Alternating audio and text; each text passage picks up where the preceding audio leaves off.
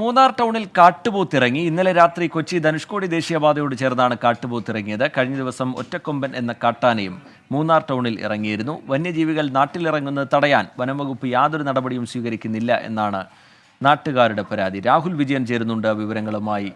രാഹുൽ, വിവരങ്ങൾ എന്താണ്? ഇന്നലെ രാത്രിയാണ് ഈ കാട്ടുപോത്ത് മൂന്നാർ ടൗണിൽ ഇറങ്ങിയത് എന്നുള്ളതാണ് ഏറ്റവും പ്രധാനപ്പെട്ട കാര്യം. കഴിഞ്ഞ ദിവസം ഒറ്റക്കൊമ്പിൽ എന്ന് വിളിപ്പേരുള്ള ഒരു കാട്ടാനയും ഇതേ സ്ഥലത്ത് തന്നെ എത്തിയിരുന്നു. എസ് എൻ ജംഗ്ഷനിലാണ്, ധനുഷ്കോടി ദേശീയപാതയിൽ എസ് എൻ ജംഗ്ഷനിലാണ് ഈ വന്യമൃഗം എത്തിയത്. അതായത് തിരക്കേറിയ വിനോദസഞ്ചാരികൾ ഉൾപ്പെടെ എത്തുന്ന തിരക്കേറിയ റോഡാണ്, തിരക്കേറിയ മൂന്നാർ ടൗൺ ആണ്. ഇവിടേക്ക് ഇങ്ങനെ യാതൊരു നിയന്ത്രണവും ഇല്ലാതെ വന്യമൃഗങ്ങൾ എത്തുന്നത് വലിയ തരത്തിലുള്ള ആശങ്ക അവിടുത്തെ നാട്ടുകാർക്കും അതുപോലെ തന്നെ വ്യാപാരികൾക്കും അവിടെ എത്തുന്ന വിനോദസഞ്ചാരികൾക്കും ഉണ്ടാക്കിയിട്ടുണ്ട്.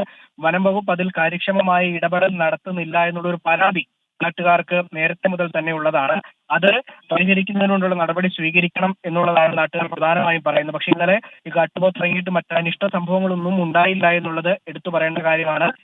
ഒരല്പനേരം ചുറ്റിക്കറങ്ങിയതിനു ശേഷം കാട്ടുപോത്ത് സ്വമേധയാ വന മേഖലയിലേക്ക് പോവുകയായിരുന്നു എന്നുള്ളതും വളരെ പ്രധാനപ്പെട്ട കാര്യമാണ്. RRT ടീമോ അല്ലെങ്കിൽ മറ്റ് വനം വകുപ്പ് ജീവനക്കാരോ ഒന്നും എത്തിയല്ല ഇതിനെ കയറ്റിയത് എന്നുള്ളതും വളരെ പ്രധാനപ്പെട്ട കാര്യങ്ങൾ എടുത്തു പറയണം. രാഹുൽ വിജയൻ ഇടുക്കിയിൽ നിന്ന് വിവരങ്ങൾ നൽകുകയായിരുന്നു.